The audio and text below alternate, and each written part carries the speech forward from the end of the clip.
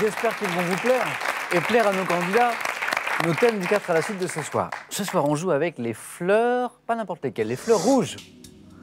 La fête en peinture. Ah, c'est chouette ça. L'ascenseur au cinéma. Le dernier thème, c'est le thème mystère. Qui va pouvoir choisir en premier parmi ces 4 thèmes?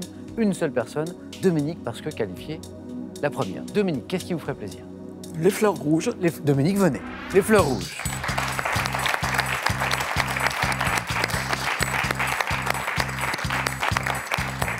Et vous êtes habillé de circonstance, Dominique. Objectif, 4 à la suite, avec Dominique, avec les fleurs rouges. Êtes-vous prête? Je suis prête. Top. Quelle herbacée aux fleurs rouges vives de la famille des papavéracées pousse spontanément dans les champs de céréales? Quelle plante bulbeuse, dont les fleurs sont parfois d'un rouge vif, doit son nom d'origine latine à ses feuilles en forme de glaive? Glaïeul. Quelle fleur, au parfum poivré du genre Dianthus, est cultivée pour ses coloris parfois rouges? Je passe. Quelle plante des régions chaudes, également appelée balisier rouge, s'épanouit en fleurs éclatantes? Je ne sais pas. Quelle fleur de la famille des Liliacées, très cultivée aux Pays-Bas, présente des variétés d'un rouge éclatant? Quelle plante voisine du pélargonium possède de nombreuses variétés différentes? Quelle grosse fleur de la famille des Paeoniacées, aux coloris souvent rouges, était vénérée dans la Chine?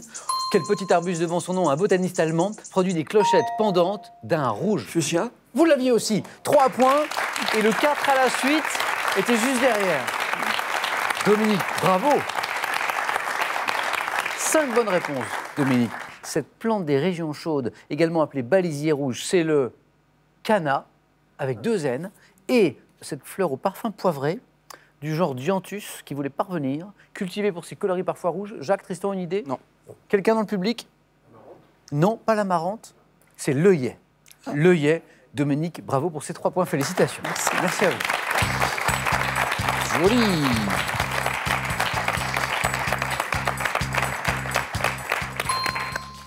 Tristan, à vous de faire aussi bien, voire mieux, ce serait pas mal aussi.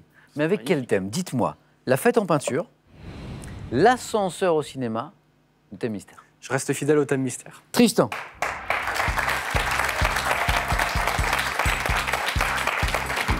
Thème mystère qui vous a bien réussi hier. Comment? Vous a bien réussi hier. Oui, thème absolument. Mystère. 3 points, je ne sais plus. Oui, 3 points. 3 oui. points, hein, c'est ça. Alors, le thème, mystère, qui va ne plus l'être dans un instant, en route pour l'aventure. D'accord. Hein, en route pour l'aventure. Et une petite précision pour vous, pour vraiment cadrer ce thème. Questionnaire qui évoque l'aventure sous toutes ses formes, dans le vocabulaire, en histoire, en littérature, en musique. Précision aussi pour vous à la maison qui jouez avec nous. En route pour l'aventure, c'est le thème mystère de Tristan. Tristan, attention. Top. Quel personnage de BD est un jeune reporter qui connaît toutes sortes d'aventures? Quel spationaute français a effectué une mission de plusieurs mois à bord de la Station spatiale internationale qui a pris dans son livre L'usage du monde, paru en 1963, quel écrivain suisse retrace le voyage qu'il a entrepris jusqu'en Afghanistan? Je sais pas.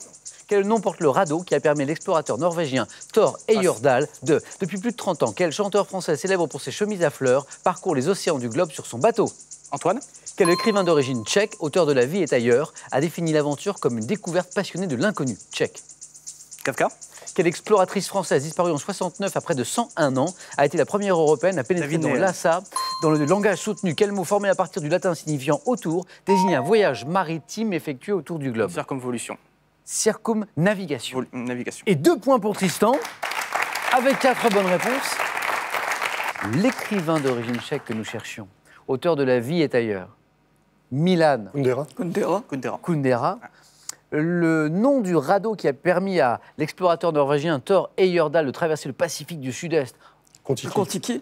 Vous l'aviez, bravo. Le Kon-Tiki. Incroyable cette épopée quand même. Et puis, dans son livre L'usage du monde, quel écrivain suisse retrace le voyage qu'il a entrepris jusqu'en Afghanistan? Nicolas Bouvier. D'accord. Tristan, 2 points. Un grand merci.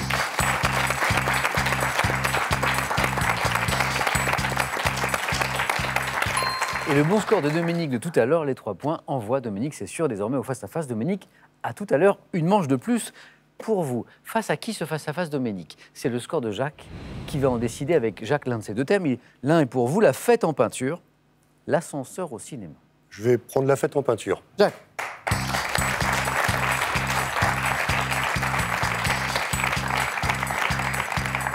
Jacques, 2 bonnes réponses d'affilée et vous êtes toujours dans la course. Prêt? Ouais. Dans les années 1890, quel peintre né à Albi a représenté de nombreuses scènes festives se tenant au Moulin Rouge? Je passe. En 1882, quel peintre représente une foule animée en arrière-plan de sa toile un bar aux Folies Bergères? Toulouse-Lautrec. En 1735, à quel peintre italien doit-on le tableau La réception de l'ambassadeur de France à Venise le 13 octobre 1726? Italien. Journaise. En 1928, quel peintre allemand représente une fête dans la partie centrale du triptyque La Grande Ville? Je passe. Quel peintre impressionniste réalise la toile La rue Montorgueil, fête du 30 juin 1878, quelques années avant de s'installer à Giverny? Monet. Vers 1819, quel artiste espagnol peint une scène de carnaval intitulée L'enterrement de la sardine? Peintre espagnol? Bon, j'ai pas retenu la date. 1819, artiste espagnol, scène de carnaval, pas de regret. Non. C'était Goya. C'était Goya. 1 point, Jacques, 1 point avec Monet. Giverny. À la deuxième question, vous m'avez donné la bonne réponse pour la première. Oui. Ah. Toulouse-Lautrec, c'était... Mais ça ne me revenait pas à la première. Et oui, j'ai vu. Et c'est dommage. Né à Albi, donc, et puis, qui a représenté de nombreuses scènes festives se tenant au Moulin Rouge, Toulouse-Lautrec. La deuxième question, un bar aux Folies Bergères, c'est d'Édouard Manet. Ah, d'accord. Manet. Le peintre italien à qui on doit ce tableau, La réception de l'ambassadeur de France à Venise le 13 octobre 1726, c'est Canaletto. Et enfin, le peintre allemand, cette fois, qui représente une fête dans la partie centrale du triptyque La Grande Ville. Nous sommes là en 1928. Si vous l'avez à la maison, bravo, c'est Otto Dix. Jacques, 1 point, un grand merci.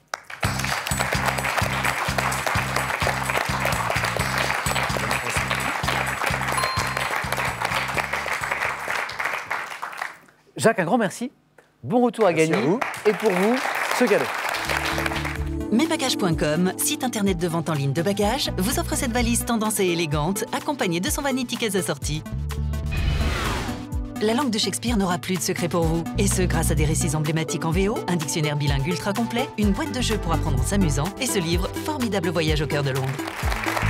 Dominique et Tristan, le face-à-face dans un instant. Juste après cette question pour vous faire gagner 25 000 €. Nouvelle question, la voici. Quel fruit poussant en régime peut être dit plantain? 1, la framboise. 2, la banane. Bonne réponse, 3243. Ça, c'est le téléphone par SMS 1 ou 2 au 7 10 20. Tirage au sort parmi les bonnes réponses. Je le disais, face à face entre Tristan et Dominique. Qui va l'emporter? La réponse dans quelques secondes. À tout de suite, les amis. Ici, chez nous, chez vous, sur France 3.